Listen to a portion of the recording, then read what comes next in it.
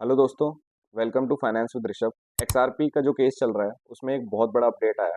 XRP and US security exchange के बीच में, जैसे कि हमें पता है कि ये केस चल रहा है। अगर आप इस चैनल पे नए हो तो आपको बस ब्रीफ में बता देता हूँ कि केस है क्या। तो यूएस सिक्योरिटी एक्सचेंज ने एक्सआरपी पे केस किया था कि they have violated there loss, मतलब उन्होंने जो ट्रांजेक्शन्स की है टू बोथ इंस्टीट्यूशनल इन्वेस्टर्स, मतलब जो कि बड़ी बड़ी फर्म्स होती हैं, as well as retail investors जैसे कि हम लोग हैं। इन दोनों को जो एक्सआरपीज एक्सचेंज हुई होंगी वो अनलॉफुल था, ये यूएस सिक्योरिटी एक्सचेंज ने बोला एंड इनके ऊपर केस फाइल कर दिया। एंड कहीं ना कहीं वो लूप होल था, इसीलिए केस इतना आगे चला है। तो जब ये केस आगे बढ़ा, न्यूयॉर्क की जज मिस टॉरस ने बोला कि जो भी सेल रिटेल इन्वेस्टर्स को हुई है, मतलब हम जैसे इन्वेस्टर्स को हुई है, वो तो लॉफुल थी, मतलब वो ओके है, लेकिन जो भी इंस्टीट्यूशनल इन्वेस्टर्स को, लाइक बड़ी फर्म्स को जो भी सेल हुई है, वो अनलॉफुल है।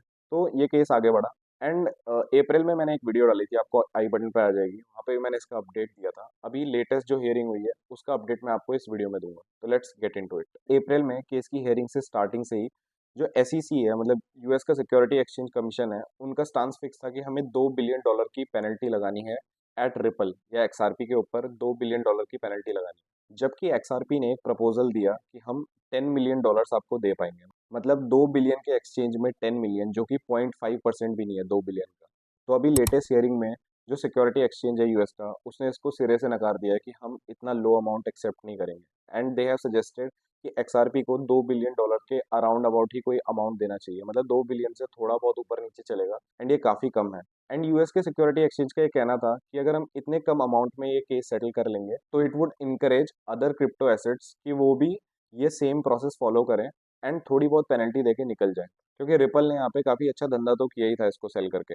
तो सिक्योरिटी एक्सचेंज का ये पॉइंट वैलिड है कि अगर हम इतने इजीली रिपल को जाने देंगे लाइक $10 मिलियन में, तो it would encourage other cryptos also. तो सेम डे हियरिंग के दौरान रिपल की टीम से रिप्लाई आया, they would not violate US laws. मतलब ये वही बात है यार कि मैंने चोरी कर ली है, मैं दोबारा चोरी नहीं करूंगा, तो वही चीज़ है कि we will not violate it again, ये उन्होंने बोला है। एंड उन्होंने ये भी बोला है कि यूएस ने जो काफी इम्प्लीमेंटेशन किए हैं इन पे अनलॉफुल एक्ट्स का वो लगाया है। दिस इज नॉट राइट, क्योंकि वो एक डिसेंट्रलाइज्ड फर्म है एंड उसमें हर कंट्रीज के हिसाब से रूल को फॉलो करना थोड़ा सा यहाँ पे डिफिकल्ट हो जाता है। एंड उनकी स्टेटमेंट में भी यही नजर आ रहा है, वो डायरेक्टली बोल रहे हैं कि यूएस अदर फाइनेंशियल रेगुलेटर्स को एक्सेप्ट नहीं करता एंड उनको अनलॉफुल बोल देता है, यूएस का सिक्योरिटी एक्सचेंज कमीशन।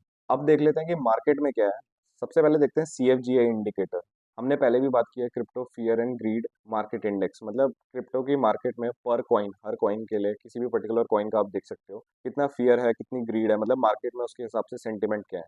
तो एक्सआरपी का सीएफजीआई आपको स्क्रीन पे आ जाएगा। एक्सआरपी का सीएफजीआई वैसे तो न्यूट्रल दिखा रहा है, लेकिन अगर आप यहाँ पे वेल्स देखो तो वेल्स इसके बारे में अभी नेगेटिव है, ऑर्डर बुक नेगेटिव है, डोमिनेंस नेगेटिव है, वोलेटिलिटी ये भी नेगेटिव है, वॉल्यूम भी नेगेटिव है। बस यहाँ पे जो पॉजिटिव है वो है सर्च। तो सिर्फ सर्च इंडिकेट नहीं करता, सर्च तो इसलिए हो रहा है क्योंकि न्यूज में है। यहाँ पे मेरे को पर्सनली लगता है कि हो सकता है कि थोड़ा डिप आ जाए कुछ दिनों में, क्योंकि यहाँ पे इंडिकेटर्स तो रेडी दिख रहे हैं मुझे।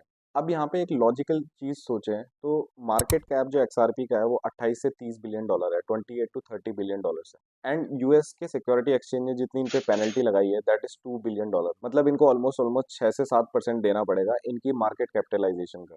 तो यहाँ पे शॉर्ट टर्म में मुझे लगता है कि हाँ थोड़ा बहुत इम्पैक्ट आएगा इसके थ्रू। बट अगर एक्सआरपी लेजर, जैसे कि हमें पता है एक बहुत एडवांस टेक्नोलॉजी है एक्सआरपी लेजर एंड इसकी कॉस्ट भी कम है compare to other layer one solutions, तो शॉर्ट टर्म में तो फर्क आ सकता है एंड ऑब्वियसली आएगा ही। बट लॉन्ग टर्म में I don't think so. Long term में अगर ये एडवांस करते हैं तो प्राइस इससे अप जा सकता है। इस चीज से एक फैक्टर तो क्लियर है कि डिसेंट्रलाइजेशन को लेके all the countries and all the agencies are alert, मतलब सब की सब अलर्ट मोड पे हैं इस टाइम पे। सबकी सब कंट्रीज का रूल एक साथ फॉलो करना is very difficult, but I won't say कि ये इम्पॉसिबल है, ऐसा हो सकता है बट उसमें ब्लॉकचेन टेक्नोलॉजी को और एडवांस होना पड़ेगा। एंड डिसेंट्रलाइजेशन का मतलब ही यही है कि यार कोई भी जगह पे बेस ना हो, तो हर जगह के रूल कैसे एक साथ फॉलो होंगे, that is also answer that we need from the crypto market. But आज की डेट में डिसेंट्रलाइजेशन एंड लोकल लॉस का अबाइड करना ये बहुत डिफिकल्ट लग रहा है, क्योंकि सब कंट्रीज के लॉ अलग है। तो आगे देखते हैं इसमें क्या होता है, let's hope for the best.